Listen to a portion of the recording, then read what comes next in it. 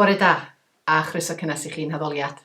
Heddiw o'r Drenewydd, a hitha yn Sul y Dioddefaint wrth i ni barhau gyda'n siwrna at yr wythnos fawr a casgliadau mawr y Pasg. A very good morning to you and a warm welcome to our worship from Newtown as we arrive at Passion Sunday, as we continue with our journey towards the Holy Week and the great event of Easter. Gadewch i ni weddio. Let us pray. Dduw Dad, diolch i ti am y gymdeithas hon y bore yma. Thank you, Lord. Thank you for this fellowship this morning and this opportunity to worship with people from far and wide. Thank you for calling us to be your disciples. And Father God, thank you for your message to us today, that we are a suffering people, but that the suffering leads to eternal life. That light comes out of the darkness, hope out of despair, life after death. Amen. I ddilyn canwn fawl i Dduw, we continue with a worship song. I wrote Come Now Is a Time to Worship walking these London streets in 1997. I was at one of the lowest ebbs of my life after the collapse of the Father's House musical put us on the edge of bankruptcy, as well as learning that our son had Fragile X syndrome. It was in that season that I was offered a job in London, England for Vineyard Churches, and our family moved here from Canada. One morning I was walking these London streets and I heard this ringing out, "Come, now is the time to worship." I looked up to the heavens. Now? That's why I wrote lines like "Come just as you are" into the song. I needed to remind myself that I could come even though I had unresolved questions and life was difficult. That year, I met and became friends with Catherine Scott, who sings this version of the song with me in 2007.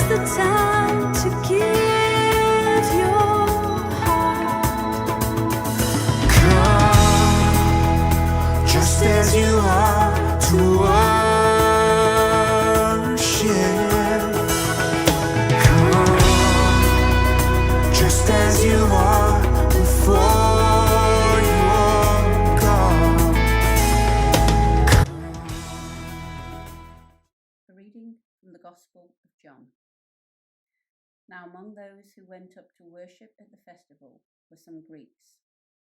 They came to Philip, who was from Bethsaida in Galilee, and said to him, "Sir, we wish to see Jesus."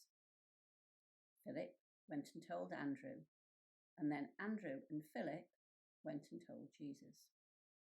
Jesus answered them, "The hour has come for the Son of Man to be glorified. Very truly I tell you, unless a grain of wheat falls into the earth and dies, it remains just a single grain. But if it dies, it bears much fruit. Those who love their life lose it, and those who hate their life in this world will keep it for eternal life. Whoever serves me must follow me, and where I am, there will be my servant also. Whoever serves me, the Father will honour. Now my soul is troubled, and what should I say? Father, save me from this hour? No. It is for this reason that I have come to this hour. Father, glorify your name." Then a voice came from heaven. "I have glorified it, and I will glorify it again." The crowd standing there heard it and said it was thunder. Others said, "An angel has spoken to him." Jesus answered, "This voice has come for your sake, not mine. Now is the judgment of the world. Now the ruler of this world will be driven out, and I, when I am lifted up from the earth, will draw all people to myself." He said this to indicate the kind of death he was to die. This is the word of the Lord. Diolch, Sue. Thank you. During the plundering of Europe by the Third Reich, Winston Churchill encouraged the citizens of Great Britain with these words: "Let us therefore brace ourselves to our duty, and so bear ourselves that if the British Empire and its Commonwealth last for 1,000 years, men will still say, this was their finest hour." Students of world history are, of course, aware of the fact that Europe was to suffer the bitterness and pain of war for the next several years, but Churchill's words concerning the finest hour were less about chronological time than they were about a significant moment in life, or purpose for which someone or something has been created. Churchill believed that Great Britain, in the midst of its most torturous testing, would prove itself and thereby enjoy its finest hour. At this particular juncture in the Gospel of John, in the passage just read to us by Sue, Jesus is about to embark on his finest hour, a moment in which he will be torturously tested and during which he will prove himself, his purpose, and God's saving plan to the fullest extent. Up to this point, the Jesus that the Gospel of John presents to us has frequently stated that his hour, or the hour, had not yet come, and that the hour was indeed coming. At this point in his ministry and on the occasion of his final Passover in Jerusalem, Jesus makes this dramatic declaration that the hour has come for the Son of Man to be glorified. From this moment on, things will escalate rapidly, because the reason for Jesus' appearance in human flesh, his incarnation, is about to be fully realized. Glory will indeed be one aspect of Jesus' hour. but not in the sense that humanity understands glory. Jesus' glory will be accompanied and preceded by the scars of suffering, rejection, abandonment, death, and burial, not the expected recipe for glory as sought after in Jesus' day or indeed today. Prompted by the Greeks, those outside the chosen people who come and request to see Jesus, which is a request to actually perceive Jesus, that is, to understand him and to become believers. The subsequent discourse on Jesus' hour moves on to become a universal invitation to discipleship. The invitation of Jesus is for any and all to follow him, but with a clear demand. If anyone would serve me, let them follow me. Not only Jews, but Gentiles are challenged to participate in Jesus' hour, sharing in his suffering and death as well as in the glory of his resurrection and exaltation. As the discourse in John's Gospel unfolds, Jesus' hour is described in three ways. Number one, as a death that gives life. The proverb about the grain of wheat was borrowed from the everyday experience of Jesus' contemporaries. Planted seeds buried in the earth seem for all practical purposes to be dead. Yet they begin to grow and rise out of the furrows of their grave to live and to nourish. So also with Jesus, his death will yield to a life which nourishes and sustains others. Number two, Jesus' hour will afford believers a crisis situation. Those who accept Jesus in faith will be free of the ruler of this world, Satan, and his power of evil. And number three, Jesus' hour provides access to eternal life to all. Lifted up in his finest hour, Jesus will draw everyone to himself. In the next few days, the gathered community around Jesus will experience every aspect of his glory and his hour.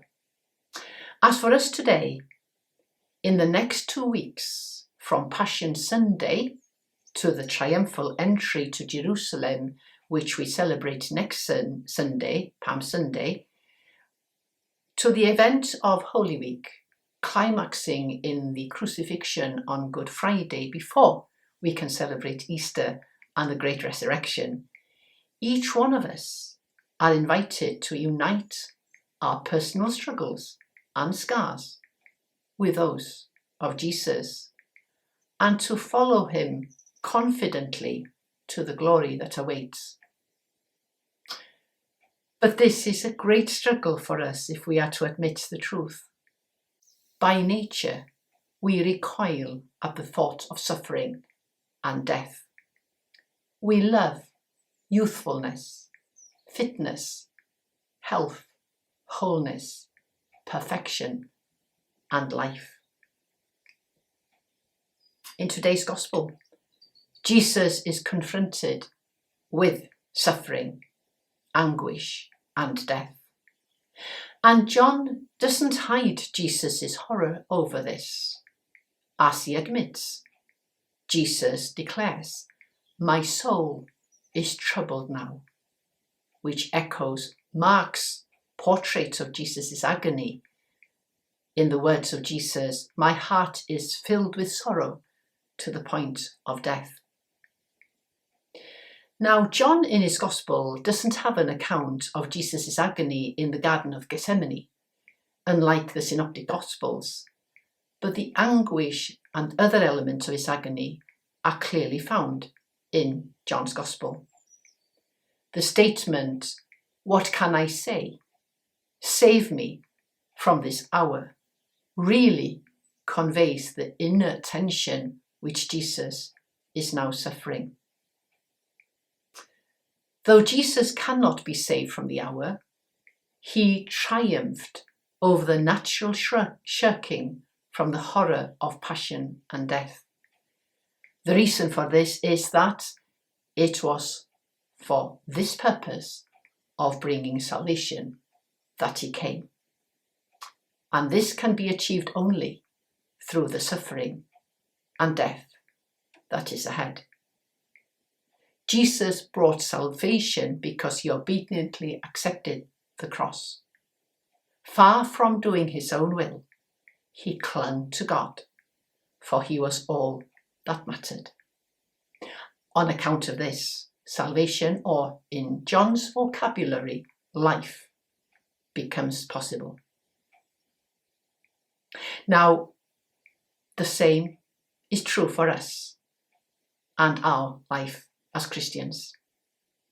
To find eternal life, we need to experience the hour and to undergo constant suffering and dying. We need to face our own dying to our selfishness, to our ambition to dominate others, to acquire wealth or fame or success, to be number one.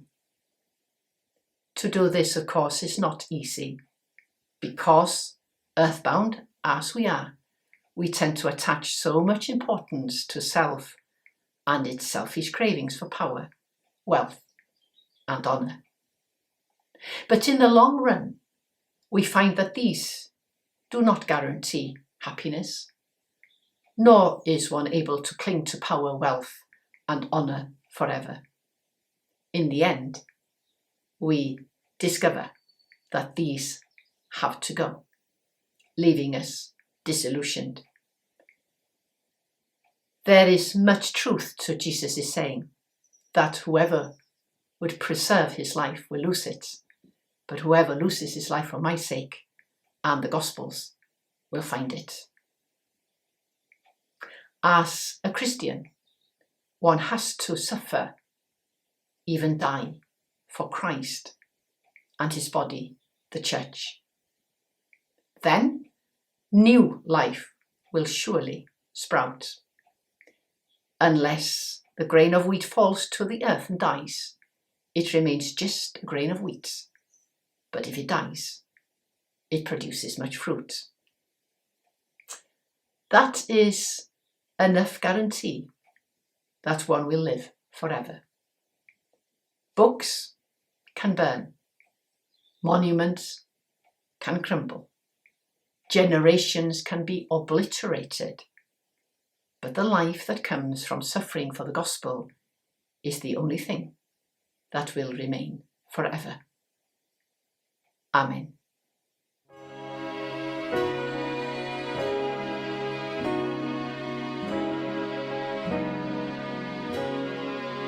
Jesus climbed the hill to the garden still. His steps were heavy and slow. Love and a prayer took him there to the place only he could go. Gethsemane, Jesus loves me, so he went willingly to Gethsemane. He felt all that was said, wicked or bad, was the pain we would ever know. While his friends were asleep, he thought to keep his promise made long ago. Gethsemane, Jesus loves me, so he went willingly to Gethsemane. The hardest thing that ever was done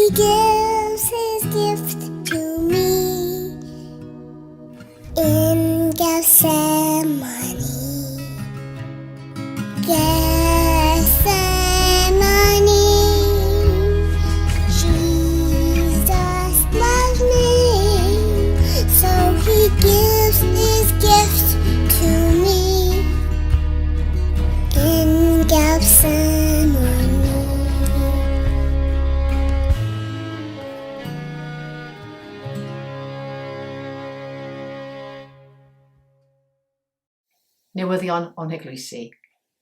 The Cydewen magazine will be ready for collection. It's being printed on Thursday. It will be a bumper Easter edition. Thank you to all who have been involved in preparing and those involved with distribution. If you would like a copy and you're not a recipient as yet, wherever you live, please do let me know and I'll make sure that a copy arrives. It'll make interesting reading. Our prayers this morning are led by Richard Bresnen. Can I ask, as we enter into prayer, for these people to be prayed for this coming week? Pray for the soul of Marion Cash, for her daughter Christina and all the family, Jeremy, Michael, Chrissy and Sam. For the soul of Jeff Humphreys, for his sister Jean Humphreys, for his wife Myra and children Angela and Wayne and all the family. For the soul of Brian Scrivener, for Joanne and Rob, and for the future of St Barnabas community. For the soul of Joyce Caulfield, for her daughter Mel and all the family. For the soul of Richard Brown, whose funeral takes place at Llanllwchen tomorrow, for his wife Janet, for Martin, Melanie and all the family. For the soul of Beryl Jones, whose funeral will be on Tuesday at Llanllwchen, and for her daughter Rita Davis, Gareth and all family members. For the soul of Wyndham Townsend and for all his family. And for the soul of Dennis Williams, whose funeral will be this Tuesday, for his wife Yvonne, for his son John, and for Eilis, and for the grandchildren Rhys and Owain, and all members of the family. Can we pray for all who are grieving and hurting? And for those who are ill or undergoing hospital treatment or awaiting diagnosis, we continue to pray for little Carlos, for young Evie, and for baby Ronnie. Pray for Barbara Ashton. After many weeks in Shrewsbury Hospital, she is now at Newtown Hospital, so pray for her and for Alan, her husband. Pray for Dave Parsons and Debbie, for Joan Brenson after a brief hospital stay, and for Richard who cares for her. For Chris Williams and the friends who care for her. For Jane Day-Hinge in Stoke Hospital, who will be listening to this service from her hospital bed, and for her husband, Rob. Pray for Arwyn and Esther, Boris and Margaret, for Beryl, for all undergoing medical tests and awaiting diagnosis and treatment plans, for those who are anxious and frightened, and pray for those dealing with scars and hurts of the past. And also for all in our residential and nursing homes, Plas Caicrwn, The Oaks, Beth Shan, and Llys Glanarafon. Richard. Let us pray. Loving God, on this Passion Sunday, breathe your life into the Church, so that we speak your love to the world and are willing to suffer and prepared for sacrifice. Lord, in your mercy, hear our prayer. We remember all those mentioned by Nia, those celebrating, those grieving, and those who are ill, struggling, or suffering at this time. We come before you asking for a quick control of the coronavirus currently ravaging our world, and we pray for the success of the vaccines and that those vaccines are available to all, rich or poor. God of love, be present in every heart and home, to cherish, to challenge, to reassure and comfort us. Lord, in your mercy, hear our prayer. Most merciful Father, we bring to you in our prayers those suffering from mental strain and sickness. Comfort those who live with the darkness of depression. Give us wisdom to know how to help our friends and family who struggle in this way to come up for air. And give special skills and tender hearts to all who care for them. For those feeling unwanted and unloved, for those that feel the world would be better off without them, watch over them, Lord. Send your rainbow of hope arching over these dark moments, your presence a bridge to one more day. Lord, in your mercy, hear our prayer. Hear us, Lord, as we remember all those who have died in the faith of Christ.